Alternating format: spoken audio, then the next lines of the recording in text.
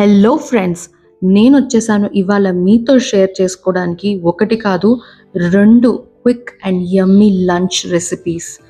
అసలు వేడివేడి అన్నంలో నెయ్యి వేసుకుని ఆ మొదటి దొండకాయ పచ్చికారం ముద్ద తింటుంటే ఆహా, నెక్స్ట్ లెవెల్. దీనికి కావాల్సిన పదార్థాలు: దొండకాయ కట్ చేసుకున్న ముక్కలు, వెల్లుల్లి, ఉల్లిపాయ, ఎండుమిర్చి.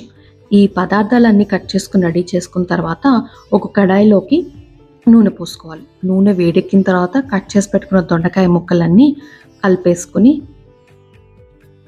సో ఇవన్నీ బాగా మగ్గడానికి కాసేపు మూత పెట్టేసుకుని పక్కన పెట్టుకుంటే ఈ లోపల మనం పచ్చిమిర్చి కారాన్ని రెడీ చేసుకోవచ్చు. ఉల్లిపాయ, వెల్లుల్లి, ఎండుమిర్చిని బాగా కచ్చాపిచ్చాగా వచ్చేలా గ్రైండ్ చేసుకోవాలి. ఇందులో ఎటువంటి నూనె, నీళ్లు, నెయ్యి వేయాల్సిన అవసరం లేదు. మన ఈ మిశ్రమం రెడీ అయింది కాబట్టి ఈ లోపల మన దొండకాయలు కూడా బాగా మగ్గుంటాయి. చిటికెడు ఉప్పు వేసేసి మళ్ళీ బాగా ఉప్పు అంతా దొండకాయ ముక్కలకి పట్టేలాగా ఒకసారి కలిపేసుకొని ఇంకొక 2 minutes మూత పెట్టి ఉంచేసుకున్న తర్వాత చెక్ చేసుకుంటే మీకు దొండకాయ ముక్కలు కలిపినప్పుడు మెత్తపడి ఎప్పుడైతే ముక్క కట్ అవుతుందో ఆ ముక్క దొండకాయలన్నీ రెడీ అయినట్టు లెక్క. ఈ మిశ్రమాన్ని, ఏదైతే పచ్చికారం మిశ్రమాన్ని ఉందో అదంతా కలిపేసుకొని బాగా ముక్కలన్నిటికీ పట్టేలా కలుపుకొని చిటికెడు పసుపు యాడ్ చేసుకుని కలిపేసి పెట్టేసుకోవాలి.